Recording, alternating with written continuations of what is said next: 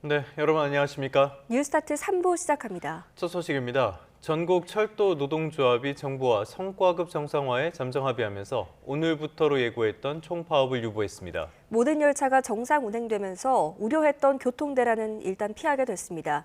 취재기자 연결해서 자세한 내용 들어보겠습니다. 김희영 기자, 이번 파업 역시 예고됐던 당일 새벽에 유보하기로 바뀐 건가요? 네, 오늘 자정을 조금 넘겨 공지됐습니다. 철도노조는 오늘 0시 10분쯤 쟁점이었던 성과급 정상화에 대해 정부와 잠정 합의했다며 오전 9시부터로 예고한 총파업을 유보했다고 밝혔습니다. 이에 따라 한국철도공사 코레일도 모든 열차가 정상 운행된다고 알렸습니다. 애초 노조가 파업을 결정한 건 현재 성과급 지급 기준이 기본급의 80% 수준이었기 때문입니다. 이를 다른 공공기관처럼 100%로 해달라는 게 노조의 요구였습니다. 노조는 지난 11일에도 같은 이유로 총파업을 예고했는데 이 안건에 대한 잠정 합의가 파업 직전 도출되면서 유보한 바 있습니다. 그러나 이후 정부가 약속을 지키지 않고 성과급 지급 기준을 기본급의 100%가 아니라 90%로 제시하려 한다며 총파업 카드를 다시 꺼냈습니다. 그러자 정부는 오늘 새벽 새로운 대안을 내놨습니다. 성과급 지급 기준을 내년은 기본급의 90%로 2027년부터는 100%로 정하는 안건을 기획재정부 산하 공공기관 운영위원회 회의에 올리겠다고 한 겁니다. 이를 수용한 노조는 총파업을 다시 한번 유보하고 공훈위 회의 결과를 지켜보겠다고 밝혔습니다. 오늘 오후 회의에서 잠정 합의안이 이행되면 노조는 총파업 방침을 최종 철회할 전망입니다. 지금까지 사회부에서 전해드렸습니다. 네, 다음 소식입니다. 국회로 가보겠습니다. 더불어민주당이 통일교의 정치권 로비 의혹을 수사할 특검을 도입하자고 제안했습니다. 여야 정치인 모두를 수사 범위로 한다는 조건 아래에 야권이 그동안 주장해온 통일교 특검을 사실상 수용하겠다고 한 겁니다.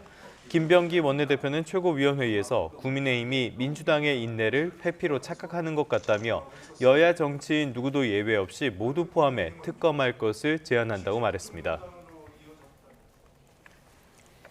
국민의힘은 더불어민주당이 정치권에 대한 통일교 금품수수 의혹을 규명하는 통일교 특검을 수용하기로 하는데 만시지탄이지만 환영한다고 밝혔습니다.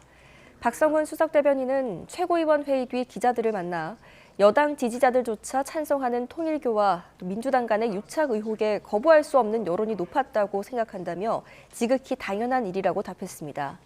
송원석 원내대표는 민주당 원내 지도부에서 이와 관련한 회동 요청을 했고 만나서 바로 진행하겠다면서도 권력을 쥔 민주당이 야당 탄압 특검만 하겠다면 국민이 용납하지 않을 것이라고 경고했습니다.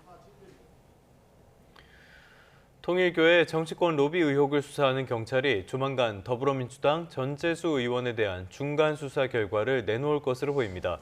박성주 국가수사본부장은 전 의원의 공소시효를 고려하면 이번 주 안에 결론을 내야 하지 않겠느냐는 질문에 시효 확인이 가장 시급해 하루도 쉬지 않고 최대한 신속하게 수사하고 있다고 말했습니다. 정치권의 특검 논의와 관련해서는 특검이 합의되면 관련 절차에 따르겠지만 지금으로선 여부와 무관하게 신속하게 수사할 방침이라고 덧붙였습니다. 통일교 의혹을 수사하는 경찰 특별전담수사팀이 통일교 측 자금 관리자들을 연이어 소환하며 이른바 돈줄 추적에 주력하고 있습니다. 경찰청 특별전담수사팀은 오늘 통일교의 전 총무처장인 조모 씨를 불러 조사할 계획입니다. 조 씨는 윤영호 전 통일교 세계본부장의 아내이자 전 재정국장을 맡았던 이모 씨의 기한을 결제했던 상급자였습니다. 내란 특별검사팀이 윤 전 대통령의 방어권 보장 권고를 의결한 인권위원들에 대한 고발 사건을 경찰에 넘겼습니다. 조희대 대법원장의 내란 혐의 고발을 무혐의 처분하면서는 비상계엄 당일 대법원 간부회의 상황을 소상히 언급했습니다. 신귀혜 기자입니다.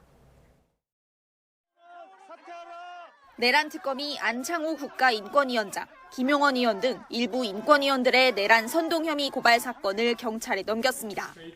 안 위원장 등이 윤 전 대통령의 방어권 보장을 헌법재판소에 권고한다는 안건을 의결하며 윤 전 대통령의 내란 행위를 선동했다는 내용인데 의결 당시부터 논란이 거셌던 사건입니다.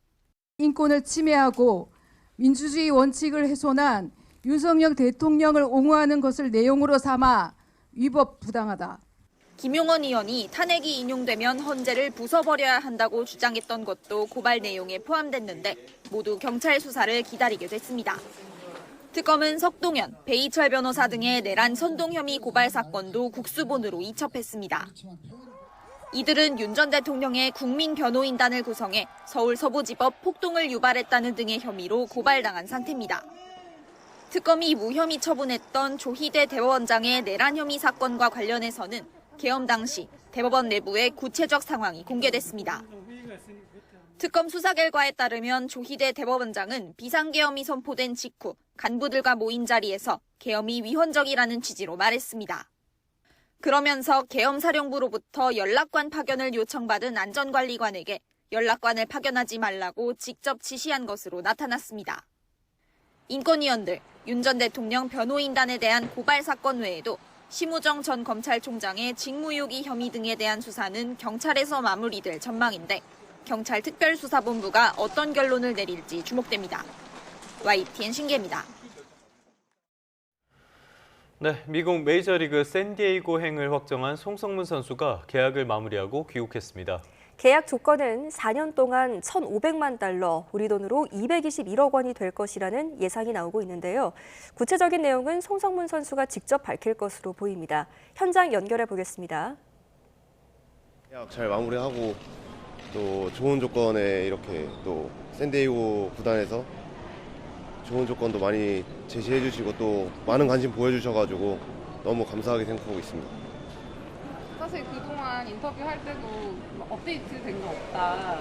아주 잘 기다리고 있다 이렇게 얘기하셨었는데 어느 시점부터 조금 구체적으로 얘기가 나오기 시작했어요? 뭐 계속 관심을 보여줬던 것은 사실이지만 또 구체적인 계약 조건이나 이런 거는 정말 그때까지도 제가 인터뷰했을 때도 사실 나온 게 없었었고 계속 이제 샌디에이고에서 구체적인 제안은 이제 아직 주시진 않았었지만 이제 관심은 계속 보여주셨기 때문에 저 또한 또 좋은 이런 감정이나 그런 걸 느끼고 있었고 네, 그랬던 것 같습니다. 아까 그 계약서에 사인하던 순간의 느낌이 어땠는지 좀 묘사해 주시죠. 일단 미국 갈 때부터 좀 설레기도 하면서 또 한편으로는 이제 또 다른 시작이라는 생각에 또 걱정이 되는 부분도 있었는데 샌디에이고 이제 넘어가서 이제 단장님이랑 이제 부단장님이랑도 저녁 식사도 하고 하면서 또 너무 축하를 해주시고 또 앞으로 또 많은 대화를 나누면서 또 팀에 많은 도움이 됐으면 좋겠다 이런 얘기도 나누면서 또 그런 걱정이나 좀 설레는 마음이 좀 더 커졌던 것 같습니다. 액수나 이런 거 등등 봤을 때 몇 점짜리 계약이라고 할 수 있을까요? 뭐 정말 제가 이제 많은 분들도 그러겠지만 이제 몇 년 전까지만 해도 미국에는 제가 가는 걸 상상도 많이 못한 분들이 많으셨고 저 역시도 마찬가지였기 때문에 뭐 저는 매우 만족하는 그런 계약이고 또 샌디에이고라는 그런 명문 구단과 함께 할 수 있다는 점 그런 점이 저에게는 정말 야구 인생에서 굉장히 영광스러운 부분이라고 생각합니다. 점수로 좀 말씀해 주세요. 점수요? 뭐 100점이라고 얘기하겠습니다. 그 관심 있는 팀들이 많았던 걸로 알고 있는데 샌디에이고를 택한 특별한 이유가 있을까요? 아까도 말씀드렸다시피 샌디에이고에서 정말 계약 조건을 봐도 좀 저에게 굉장히 배려를 많이 해주신 부분도 있고 또 계속 지속적으로 이렇게 관심도 많이 가져주시고 또 성공할 수 있다라는 그런 점도 되게 자신감도 많이 불어넣어 주신 중 구단이어가지고 그런 부분에서 이제 에이전트 이제 미국 에이전트랑 이제 한국 에이전트 대표님이랑 잘 상의해가지고 그런 결론을 내린 것 같습니다. 샌디에이고가 내야가 비교적 탄탄하게 구성이 되어 있는 팀이라 굉장히 좀 홈런할 것 같다라는 전망이 조금 나오는데 어떻게 좀 준비를 생각하실까요? 이제 그런 부분에 대해 뭐 걱정하시는 분들도 계시는 걸로 알고 있는데 사실 미국엔 정말 최고의 무대이기 때문에 어느 팀을 가든 경쟁을 해야 하는 건 당연한 거고 또 한국에서도 마찬가지고 미국에서도 마찬가지고 모든 좋은 선수들이 많기 때문에 어느 팀을 가든 어느 리그에 있든 이제 제가 그 자리에서 경쟁을 하고 또 좋은 모습을 보여주는 게 중요하다라고 생각을 해가지고 또 좋은 선수들과 함께 하면은 또 배우는 것도 많고 그런 부분에선 또 하성이 형이 미국에 가서 그런 경쟁에서 살아남고 또 좋은 선수들과 함께하면서 더 성장을 했듯이 저도 그런 모습을 좀 더 준비를 잘하고 기대를 하고 있습니다. 주말 선수 이정훈 선수가 SNS로 축하 인사를 했던데 직접 통화는? 네, 통화도 하고 이제 연락도 했는데 일단 너무 축하한다고 이렇게 얘기를 해줬고 또 하성이 형이 뛰었던 그런 좋은 모습을 보여줬던 그런 팀에 또 입단을 해서 저 역시도 좀 좋은 영향을 샌디고 하성이 형 덕분에 조금 더 그런 좋은 영향을 받았다고 생각해가지고 또 저 역시도 그렇고 또 앞으로 좋은 모습을 많이 보여주고 싶습니다. 네, 지금까지 송성문 선수의 귀국 현장 다녀왔습니다. 다음 소식입니다. 한국과 미국의 핵 추진 잠수함 건조 협력 논의가 가시화되고 있죠. 중국에서 견제성 발언이 또 나왔습니다. 린첸 중국 외교부 대변인은 정례 브리핑에서 한국이 핵 추진 잠수함 건조를 위해 내년부터 미국과 분야별 협의를 진행하기로 한 것을 두고 중국은 여러 차례 입장을 표명했다며 한국이 신중하게 처리하길 바란다고 말했습니다. 앞서 중국 외교부는 지난 10월 한미 정상회담에서 핵 추진 잠수함 건조가 거론되자 핵 비확산 의무를 실질적으로 이행하고 지역 평화와 안정을 촉진하는 일을 해야지 그 반대를 하지 않기를 바란다고 밝힌 적이 있습니다. 중국이 경납고 기지 3곳에 대륙간 탄도미사일 100기 이상을 장전했을 가능성이 크다고 로이터 통신이 미국 국방부의 보고서 초안을 입수해 보도했습니다. 보도에 따르면 미 국방부는 중국이 몽골과의 국경 인근에 있는 지하 경납고 기지들에 고체 연료 방식의 ICBM 100기 이상을 장전했을 가능성이 크다고 파악한 것으로 나타났습니다. 미 국방부가 중국 경납고 기지의 존재를 보고한 적은 있지만 미사일 장전과 그 수량까지 언급한 건 이번이 처음이라고 로이터는 전했습니다.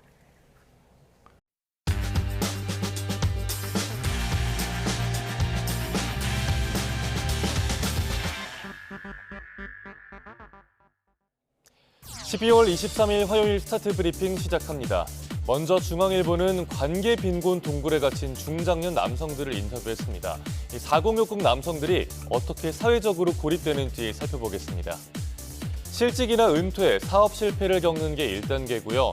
그다음 이혼을 거쳐서 관계 단절이라는 고립 공식으로 치닫기 쉽습니다. OECD 보고서도 50대 이상, 1인 가구, 실직 상태인 남성이 고립에 빠지기 쉽다고 분석했습니다. 일이 없어지고 가족과의 관계가 끊어지면서 자칫감에 외부와 담을 쌓고 살게 되는 거죠. 그러면서 관계 빈곤 동굴에 갇히고 복지 사각지대에 놓이게 됩니다. 또 자존심이 강해서 힘들어도 도움을 요청하지 않고 누굴 만나도 사회적 계층이나 신분을 따지려 하는 경향도 특징인데요. 이런 가운데 지난해 고독사 사망자의 64%가 4060 남성이었습니다. 결국 누군가는 이들에게 관심을 주고 집 밖으로 나오게 하는 게 중요할 겁니다. 전문가들은 일과 연계된 프로그램 중심으로 지원할 필요가 있다고 강조하고 있습니다. 다음 한겨레 신문은 컵 따로 계산제를 둘러싼 논란을 정리했습니다. 일회용 전시행정 우려가 나온다는데 왜 그런 건지 보시죠. 정부는 일회용 컵 보증금제를 컵 따로 계산제로 개편하겠다고 했습니다. 즉 일회용 컵 무상 제공을 금지하겠다는 얘기였는데요. 그럼 음료값이 오르는 거 아니냐는 우려가 나왔죠. 그러자 기후부가 일회용 컵 값을 별도로 표시할 뿐 컵값을 추가로 내는 건 아니라고 했습니다.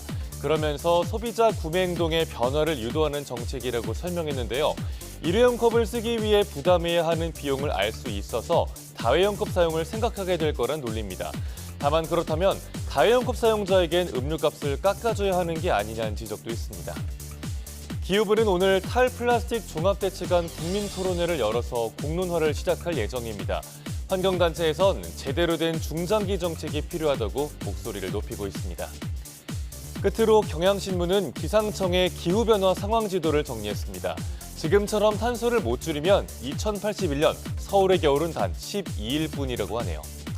반년 여름은 188일로 늘어나서 한반도의 사계절 균형이 완전히 무너지게 됩니다. 현재 수준처럼 온실가스를 배출하는 고탄소 시나리오를 적용했을 때의 이야기인데요. 여름이 한 해의 절반이 되고 겨울은 거의 사라진다는 전망입니다.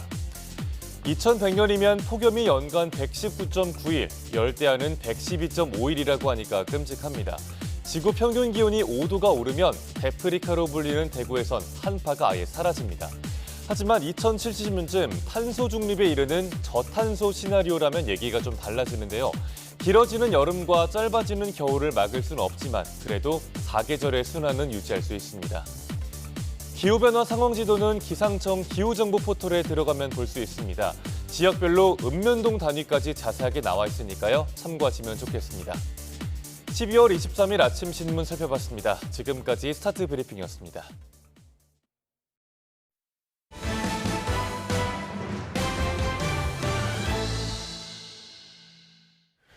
다음 소식입니다. 저속 노화 개념으로 큰 인기를 끌었던 정의원 박사를 둘러싼 사생활 논란이 확산하고 있죠.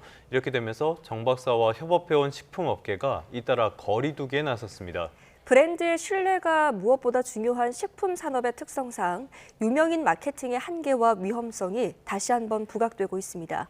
오동건 기자입니다. 노화의 속도를 늦추는 생활과 식습관을 뜻하는 이른바 저속노화 개념으로 주목받아온 정의원 박사. 특히 노화를 늦추는 식단에 대한 정 박사의 주장이 대중에게 큰 호응을 얻으면서 식품업계도 이를 마케팅에 적극 활용해왔습니다. 한국 분들이 실천을 쉽게 할 수 있는 식단을 만들어서 선보이고 있고, 그래서 저속노화, 노화를 느리게 만들 수 있는 식사법으로 알리고 있습니다. 정 박사의 식단과 의견을 반영해 CJ 제일제당은 즉석밥 제품을, 매일 유업은 두유를 출시했고 세븐일레븐과 샐러디 등도 협업에 나섰습니다. 하지만 정 박사가 지난 17일 7월부터 스토킹을 당했다며 위촉 연구원으로 일하던 30대 여성을 공갈미수와 주거침입 혐의로 고소하면서 상황이 급변했습니다. 해당 여성이 정 박사를 강제추행 등 혐의로 맞고소하고 주고받은 메시지까지 공개되며 법적 공방이 본격적으로 시작되자 식품업계는 발빠르게 정 박사 지우기에 들어갔습니다. 정 박사를 내세웠던 CJ 제일제당은 제품 포장재에서 정 박사 얼굴을 뺀 데 이어 관련 홍보물도 온라인에서 삭제했습니다. 매일 유업도 제품 홍보에서 정 박사 관련 내용을 삭제했고 세븐일레븐은 추가 협업 계획이 없다고 밝혔습니다. 식품은 브랜드 이미지가 다른 산업보다 중요합니다. 아무래도 먹는 것이라 신뢰가 중요하기 때문에 그래서 브랜드 모델의 신뢰도가 무척 중요하다고 생각합니다.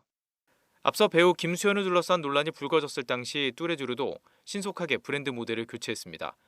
이처럼 스타 마케팅의 리스크가 반복되면서 특정 인물에 의존하기보다 광고 모델에 쓰는 비용을 줄이고 제품 자체의 품질을 강화해야 한다는 지적이 커지고 있습니다.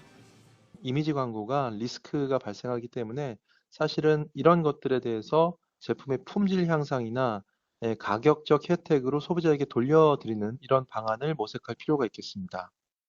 고환율과 높아지는 원가 부담 압박 속에 식품업계는 이제 누구의 얼굴을 내세우느냐보다 어떻게 제품 경쟁력을 높일 것이냐를 더 고민해야 하는 시점에 놓였습니다. YTN 오동건입니다. 유방암 투병 중에 건강식품 공동구매에 나선 방송인 박미선이 비난 여론에 사과문을 올렸습니다.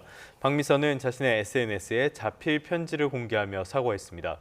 암과 싸우고 있는 환우로서 모르는 게 너무 많음을 이번 기회에 절실하게 느꼈다면서 앞으로 더 공부하고 신중하겠다고 적었습니다. 대산 당진고속도로 건설사업 터널공사 발파 소음에 인근 농장에서 기르던 염소 150여 마리가 폐사했다는 주장이 나왔습니다. 농장 주인은 제대로 된 보상조차 받지 못하고 있다며 당진시와 한국도로공사에 시급한 대책 마련을 촉구했습니다. 오승훈 기자입니다. 농장 안에 있던 새끼 염소들이 바닥에 쓰러진 채 죽어 있습니다. 지난 7월 대산 당진고속도로 건설사업 터널공사가 시작되고 발파음과 진동이 이어진 뒤 벌어진 일입니다. 터널 공사가 시작된 이후 이곳 농장에서 기르던 염소들이 죽기 시작했는데 임신한 어미 염소들이 유산하는 사례도 잇따랐습니다. 농장 주인은 폭파 소음으로 지난 5개월 동안 150여 마리의 염소가 폐사했다고 주장합니다. 그 한 마리 한 마리 죽었을 때는 진짜 억장이 무너져요. 그래서 무서웠어요. 왜냐하면 들어오면은 나자빠져 있는 애들, 모가지가 꺾여 있는 애들 이런 게 있으니까. 참다 못한 농장 주인과 시민단체는 당진시와 공사 주체인 한국도로공사를 찾아 규탄 집회를 하며 대책 마련을 촉구했습니다. 이들은 진정성 있는 사과와 함께 죽은 염소에 대한 제대로 된 보상을 요구했습니다. 그 죽은 기간 동안 어느 누구도 행정도 그리고 공사도 그리고 시공업체도 성실하게 농가의 어떤 피해 예방과 피해 해결을 위해서 노력하지 않았습니다. 당진시는 가축 전염병에 의한 폐사는 아닌 것으로 확인됐다며 원만한 합의를 위해 중재하고 있다고 말했습니다. 피해에 대한 부분을 상당히 조정을 하도록 노력을 했습니다. 그리고 도로공사의 환경 그런 피해에 대한 부분에 대해서 최대한 적극 협조할 수 있도록 요청도 드린 상태고요. 한국도로공사 측은 현재 피해 사실에 대해 환경분쟁조정위원회 등 전문기관에서 검토 중이며 민원 해결을 위해 적극 협조하겠다고 밝혔습니다. 공사 현장 소음과 진동으로 인한 가축 피해 배상 결정 사례는 계속 늘고 있습니다. 중앙환경분쟁조정위원회 통계를 보면 지난 10년간 소음 진동으로 인한 가축 피해 배상 결정 건수는 총 245건, 연간 평균 24.5건에 달합니다. 특히 인근 지역에 고속도로 제2터널 공사를 위한 추가 발파가 예고되면서 소음과 진동에 따른 피해 분쟁은 더 커질 것으로 보입니다. YTN 오승훈입니다.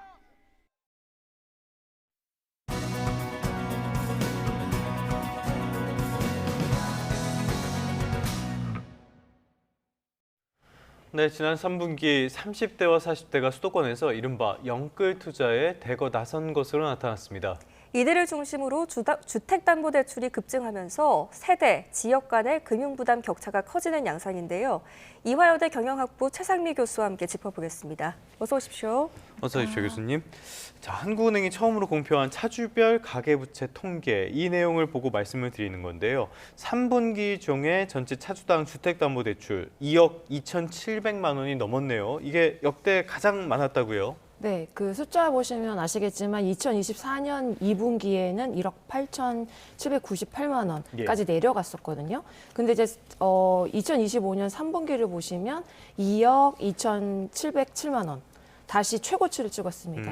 이게 보면은 즉 대출이 뭐 줄었다가 늘었다 이게 아니고 한번 레벨이 올라간 다음에 높은 곳에서 이제 구간이 굳어지는 모습을 보이고 있는데요. 이제 이런 패턴을 보이는 이유가 이제 크게 뭐 세 가지가 겹칠 때 나오는데 첫 번째는 주택 가격이 지속적으로 오를 수 있다는 기대가 있겠고요. 두 번째는 공급이 불안하다, 줄어들 수 있다. 세 번째는 대출 규제가 더 세질 수 있다. 뭐 이런 신호를 이제 동시에 받았을 때 주택 시장이 지금 현금으로는 진입하기 어려운 시장이다. 대출로 겨우 진입하는 시장으로 고착화되고 있다. 이렇게 보여집니다. 네, 연령대별로 보면 60대를 제외하고 모든 세대에서 지금 대출이 역대 최고치를 찍었습니다. 특히 30대가 가장 많은 빚을 졌는데 이건 어떤 의미일까요?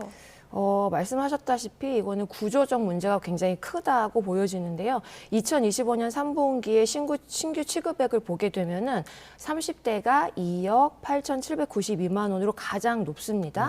40대가 그 다음이고 이제 20대도 2억 2,700만 원이고 반면에 60대 이상은 1억 4,576만 원으로 낮은 편인데 이거는 이제 젊은 층이 굉장히 빚을 얻는데 과감해졌다라기보다는 주택 시장에 대한 진입 비용이 너무 크다. 그래서 생애 중기상 집이 필요한 30대랑 40대가 빚을 크게 져야지만 집을 살 수 있는 구조라는 뜻으로 보여지거든요. 특히 이제 30대가 이렇게 높다라는 거는 첫 집이든 아니면 갈아타기든 대출 없이는 불가능한 시장이다. 뭐 이렇게 됐다는 신호고요. 이제 결국 주택 문제는 이런 가격만이 아니고 소득 대비 주거비, 그다음에 자산 격차 이런 것들이 이제 구조적으로 있는 이런 문제 있는 시장이다라고 봐야 될 것 같습니다. 이 30대들이랑 이야기를 보면은 그런 말을 많이 하더라고요. 오늘 집값이 제일 싼 것 같다. 이런 이야기를 하는 걸 봐서는 이런 흐름들이 이해가 되는데 문제는 이렇게 진 빚이 나중에 다 자신들의 부담으로 돌아오게 된다는 이런 점이 아닐까 싶어요. 소비라든지 출산이라든지 노후라든지 모든 분야에 영향을 미치게 될 것 같은데요. 그렇죠. 이게 보면 이제 30대랑 40대는 결과적으로 자녀 교육도 있고요. 그 다음에 이제 전세 불안 뭐 이런 것들 요인이 굉장히 크잖아요. 그래서 이게 지금 뭐 당장 빚을 얻는 이유는 나중에 더 비싸지거나 대출이 막힐 수 있다라는 이제 불안이 결정적이었는데 말씀하셨다시피 이제 문제는 이후에 발생하는 거예요. 주담대가 커질수록 가계에 갖춰본 소득이 이자랑 원리금 상환으로 이제 빨려 들어가게 되잖아요. 네. 그럼 결과적으로 소비가 줄게 되고 출산과 양육에 예. 필요한 비용 부담이 또 커지고 노후 준비는 못할 수밖에 없는 상황이 됩니다. 그래서 쉽게 말하면 주택이 자산이 될 수도 있지만 동시에 현금 흐름을 압박하는 고정비로 남아 있게 되게 되는 거죠. 그래서 정책적으로는 단순히 대출을 조인다가 아니고 실수요자가 예측 가능하게 상환할 수 있는 구조를 만들어주는 게 굉장히 중요한데 예를 들면은 금리 충격을 완화한다든지 상환 스케줄의 안정장치 같은 게 동시에 설계가 되어야 될 것 같습니다. 네. 결국 지금의 영끌은 미래의 어떤 선택 그리고 소비를 미리 당겨 쓰는 모습이 될 것 같습니다. 또 지역별로 좀 살펴본다면 서울 쏠림 현상이 아주 심각한데 서울에서 집을 살 때 평균 대출이 3억 6천만 원에 달하는데 이건 어떻게 봐야 될까요? 말씀하셨다시피 이제 서울 수치가 굉장히 상징적인데요. 서울이 3억 5,991만 원으로 전국 평균이 한 2억 2,700만 원 정도 되는데 훨씬 높은 수치입니다. 수도권도 이제 비수도권 대비 격차가 굉장히 크게 나타나고 있는데요. 이게 곧 이제 주거 사다리가 아니고 지역 간 대출 사다리가 생겼다라고 보시면 될 것 같아요. 그래서 서울은 아시다시피 직장, 교육, 인프라가 매우 집중되어 있으니까 지속적으로 수요가 생기잖아요. 근데 반대로 공급은 굉장히 제한적이란 말이죠. 그래서 결과적으로 집값이 높아지고 집값이 다시 대출 규모를 키우는 자기 강화 구조가 됐다 이렇게 보이고요. 그래서 지금 서울 쏠림 현상이 단순한 부동산 문제가 아니다. 이게 인구, 일자리, 교육 이런 수도권 집중이 만든 경제 구조의 문제로 봐야 되고 대출 통계는 그 결과가 이제 금융시장으로 전이된 모습이다 이렇게 분석될 수 있습니다. 서울의 차주당 주담 대출 금액이 3억 6천만 원 정도라고 말씀을 해주셨는데 이거를 30년 만기 한 4%로 계산을 해보면은 월 부담액이 170만 원이 좀 넘으니까요. 엄청나죠. 그런데 문제는 이런 상황을 더 부추기는 게 결국에는 공급 부족이라고 볼 수 있을 것 같습니다. 내년에 전국 아파트 입주 물량은 2022년 이후로 가장 적은 수준이라고 해요. 공급 절벽이 심해지는 것 같은데 어떻게 진단하고 계십니까? 네, 말씀하셨듯이 이제 직방에서 내려온 자료를 보면요. 2022년에는 25만 4,105가구였는데 그 2025년에 보면 23만 8,372가구. 그럼 많이 줄었잖아요. 네. 2026년에는 17만 가구까지 내려간다고 합니다. 그래서 즉 보면 2, 3년 사이에 공급이 크게 식는 사이클이 왔다 이렇게 보이거든요. 그래서 공급은 아시다시피 주택 공급은 단순히 오늘 부족하다고 해서 내일 늘릴 수 있는 게 아니고 착공, 분양, 준공까지 시차가 굉장히 길잖아요. 그렇죠. 그래서 지금 줄어드는 물량은 단기간에 되돌리기 어려워서 말씀드렸다시피 수도권하고 서울은 수요가 지속적으로 있는데 공급이 줄면은 전세 시장에 당연히 불안해지겠고 그 불안이 다시 매매로 번질 수밖에 없는 상황이 되기 때문에 공급 절벽은 사실 단순히 집이 부족하다라는 측면이 아니고 가격 기대랑 불안 심리도 동시에 키우는 촉매가 될 수 있기 때문에 굉장히 위험하다라고 보여집니다. 네, 짚어주신 상황처럼 공급은 줄고 대출 규제는 강해지는 이런 상황 속에서 실수요자들은 어떤 선택을 해야 할까요? 결론부터 우선 말씀을 드리자면은 무리한 막차를 타는 것보다는 현금 흐름 중심으로 결정을 하는 게 필요하다 이렇게 생각되거든요. 그래서 공급이 줄어가지고 가격 불안이 커질 수는 있습니다. 근데 이제 대출 규제가 강화가 된다면은 나중에 추가 대출이나 갈아타기나 상환 재조정이 아예 막힐 수가 있거든요. 그래서 실수요자 측면에서는 첫째는 제일 중요한 게 앞으로 금리가 1%에서 2% 더 오르거나 소득이 준다고 하더라도 내가 버틸 수 있는지, 즉 DSR을 그냥 계산하는 게 아니고 생활비 포함해서 실제 상환 여력이 내가 갚을 수 있는 수준인지를 계산하는 게 제일 필요할 것 같고요. 더 중요한 거는 주택이 이제 주거 목적으로 구입한다면 입지, 통근, 자녀 이런 계획 등 거주 효용을 중심으로 이제 계산을 하되 과도한 레버리지는 피하는 게 안전할 것 같습니다. 그리고 제일 중요한 게 자금 구조가 가장 예측 가능한 경로를 선택하는 게 이제 핵심인데요. 분양, 임대, 기존 주택 구매 여러 가지 선택지가 있잖아요. 이 중에서 이제 얼마만큼 현금 흐름이 잘 명확하게 파악될 수 있는지를 보고 여기서 선택을 하시는 게 필요할 것 같습니다. 알겠습니다. 정부에서도 연끌하지 말라라고만 할 게 아니라 그렇죠. 불안 심리를 잡을 수 있는 현실적인 대책을 좀 서둘러 내놓을 필요는 있어 보입니다. 자, 다음 소식도 조금 어두운 소식으로 가져왔는데요. 개인 사업자들, 우리 경제의 주축이라고 할 수 있는 개인 사업자들의 연체율이 굉장히 많이 높아졌다는 소식이 있어요. 얼마나 높아졌다는 겁니까? 이게 수치를 보시면은 말씀하신 이제 내용이 매우 선명하게 드러나는데요. 예. 보시면은 잔액 기준 연체율이 2024년 0.98%로 이제 1% 육박을 했는데 예. 이게 보면은 전년 대비 3.3%로 상승폭도 역대 최대다. 이제 분석이 되고요. 차주수 기준으로도 또 2024년에 2.32% 올라가지고 연체자가 지속적으로 늘고 있다 이렇게 보여지거든요. 예. 근데 연령별로 보시면은 29세 이하가 1.29%로 가장 높습니다. 그리고 업종별로는 건설업이 1.93%로 이제 최고 수준이거든요. 그래서 이 조합이 이제 어떤 걸 의미하느냐 이제 보면은 빚이 단순히 많고 증가했다가 아니고 보시면 버틸 수 있는 신용 사다리가 이제 끊기고 있다 이렇게 해석이 되는데 특히 청년하고 건설 같은 경우는 경기와 금리 충격을 동시에 맞기 쉬운 이런 구조적인 문제를 가지고 있고 앞으로 이게 이제 비은행권 연체로 먼저 번질 가능성을 경계해야 될 것 같습니다. 네. 자, 이런 가운데 은퇴한 베이비붐 세대가 자영업으로 몰리고 있다는 소식도 전해졌습니다. 이 현상은 어떻게 봐야 될까요? 이게 이제 보시면 고령 자영업 비중이 2015년에는 26%였거든요. 근데 2025년에는 39.1%로 꾸준히 올라가고 있습니다. 예. 그래서 은퇴가 본격화될수록 임금 소득에서 자영업으로 이동하는 인구가 늘고 있다는 뜻으로 봐야 될 것 같고요.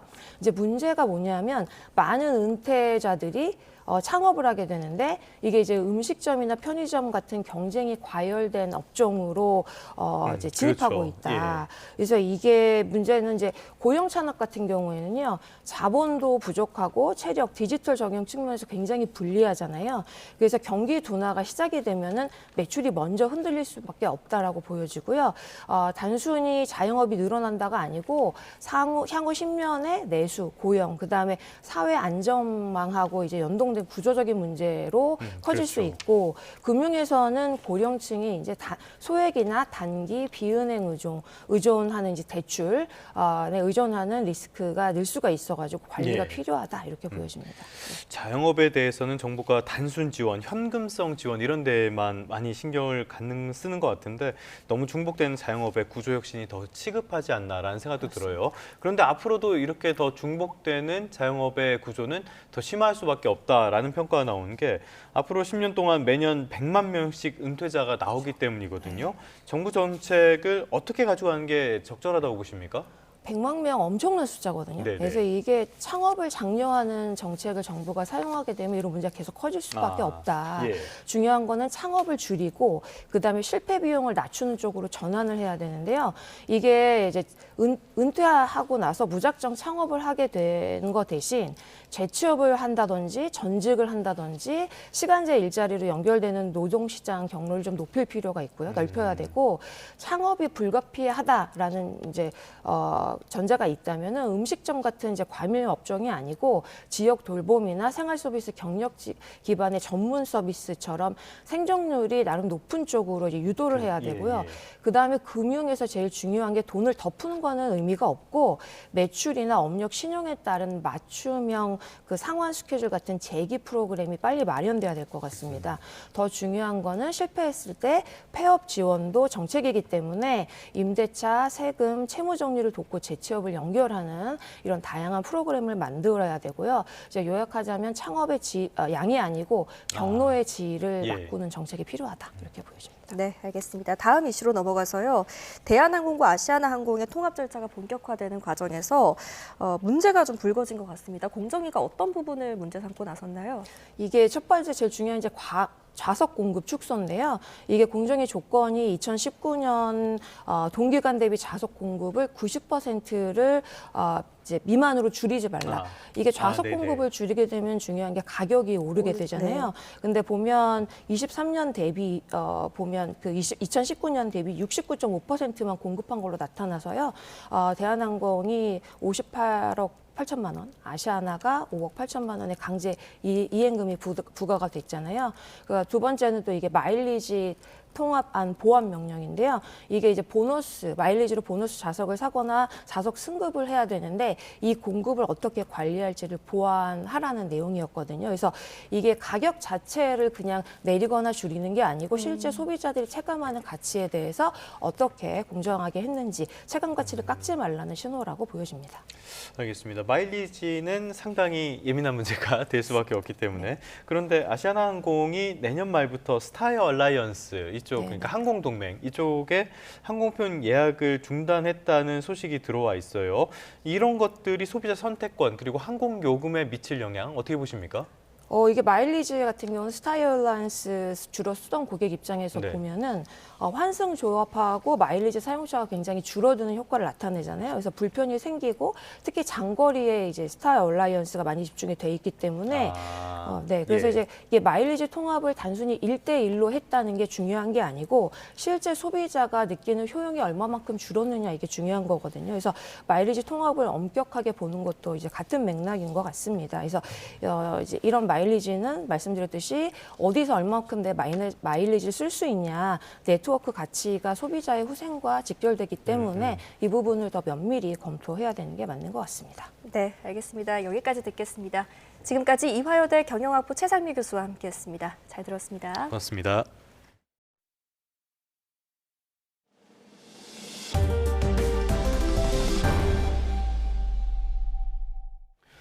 네, 다음 소식입니다. 안중근 의사가 순국을 앞두고 남긴 친필 유목이 115년 만에 국내에서 처음으로 공개됐습니다. 경기도 박물관에서 내년 4월 초까지 만나볼 수 있다고 합니다. 최명신 기자가 소개합니다. 명주천 위에 또렷하게 새겨진 8글자. 장탄일성 선조일본. 큰 소리로 길게 탄식하며 일본의 멸망을 미리 조문한다는 뜻입니다. 안중근 의사가 일본을 향해 남긴 경고이자 선언으로 1910년 3월 여순 감옥에서 사형을 불과 며칠 앞두고 남긴 유목입니다. 안 의사는 이 유목을 일제 관동도독부 고위 관료에게 직접 건넨 것으로 전해집니다. 사형 집행을 앞두고 다들 걱정하고 벌벌 떨고 겁이 나서도 본 정신이 아닐 것 같은데 안 의사는 이 글씨로서 그 죽음을 초월합니다. 극복을 합니다. 그래서 초사체다. 경기도와 광복회는 일본 소장자를 끈기 있게 설득해 지난 5월 국내 환수에 성공했습니다. 이번 특별전은 동양지사 안중근 통일이 독립이다라는 주제로 제국주의에 맞선 독립정신과 동양평화 그리고 분단을 넘어선 통일의 의미를 담았습니다. 젊은 나이에 생을 마감하신 그분의 인생 스토리가 이렇게 100여 년이 훌쩍 넘어서도 우리들 마음을 감동시키고 또 오늘 같은 뜻깊은 자리를 맞는 것 같습니다. 경기도는 안 의사의 또 다른 유목인 독립의 추가 환수 노력과 함께 안중근 평화센터 건립 등 기념 사업을 이어갈 계획입니다. 115년 만의 귀환. 안중근 의사의 결연한 정신은 오늘을 사는 우리에게 묵직한 울림으로 다가옵니다. YTN 최명신입니다. 1900년대 제물포 개항장의 모습을 담은 영상이 공개됐습니다. 개항 당시 인천의 모습이 담긴 영상 가운데 가장 오래된 건데 120년 전 조선인들의 모습이 생생하게 담겼습니다. 김승환 기자입니다.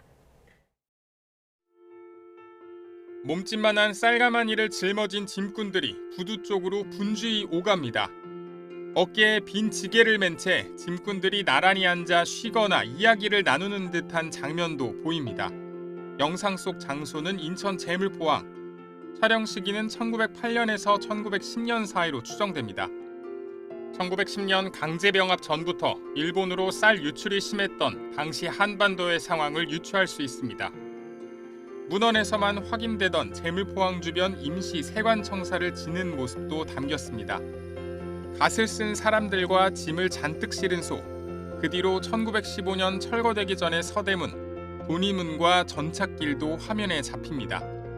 이 영상들은 한국영상자료원이 2023년 11월 프랑스 시네마테크 프랑세즈 보존고에서 찾았습니다. 한국과 프랑스가 1년 넘게 공동복원 작업을 했고 120년 가까이 지난 지금도 간판 글씨를 알아볼 수 있을 만큼 화질을 되살렸습니다. 시네마테크 프랑스에서도 이 필름이 존재하는지를 모르고 있었어요.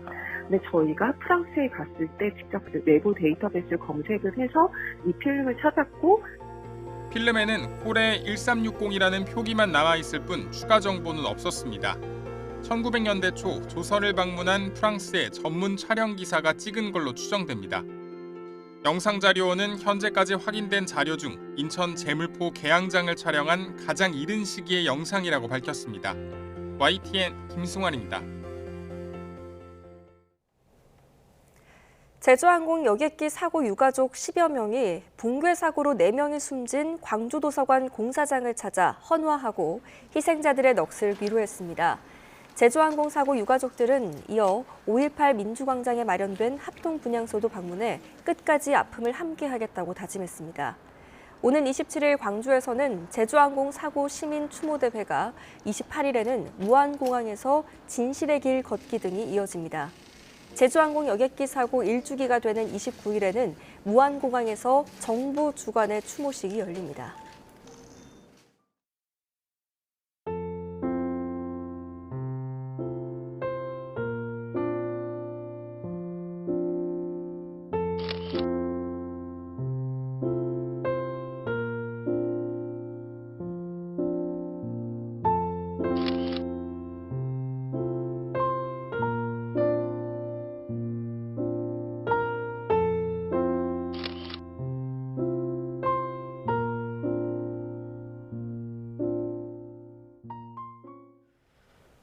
네, 끝으로 출근길 날씨 살펴보겠습니다. YTN 야외 스튜디오 연결합니다. 정수연 캐스터. 네, 정수연입니다. 네, 오늘은 확실히 어제보다는 따뜻해진 것 같습니다.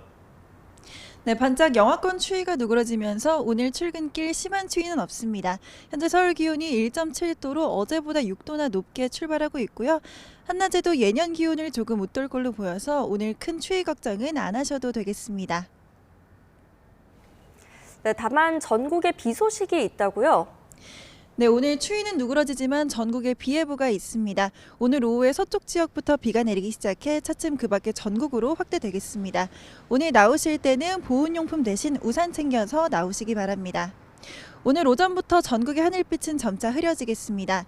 내일 새벽까지 전국 곳곳에 5에서 20mm의 비가 내리겠고요. 기온이 낮은 강원 산간에는 최대 5cm의 눈이, 경기 북동부와 강원 중북부 내륙에도 1cm 안팎의 눈이 내려 쌓이겠습니다. 자세한 지역별 현재 기온 보겠습니다. 현재 기온은 서울이 1.7도, 광주 2.3도로 어제보다 5에서 6도 정도 높게 출발하고 있습니다. 낮 기온은 서울이 5도로 어제와 비슷하겠고요. 대전 10도, 대구 11도, 부산은 15도까지 올라 어제보다 1에서 3도가량 높겠습니다. 성탄 이브인 내일까지는 예년보다 온화하겠습니다. 다만 크리스마스 당일에는 전국에 강추위가 찾아오겠고요. 낮에도 기온이 영하권에 머물며 종일 춥겠습니다. 특히 다가오는 금요일에는 서울의 아침 체감온도가 영하 19도까지 곤두박질하면서 매서운 한파가 찾아올 전망입니다. 오늘 비나 눈이 내리며 곳곳에서는 도로 살얼음이나 빙판길이 나타날 수 있겠습니다. 특히 그늘진 곳에서는 미끄럼 사고 없도록 조심해서 이동하셔야겠습니다. 지금까지 YTN 정수연입니다. 네, 12월 23일 YTN 뉴스타트 모두 마무리하겠습니다. 오늘 아침도 저희와 함께해 주셔서 고맙습니다.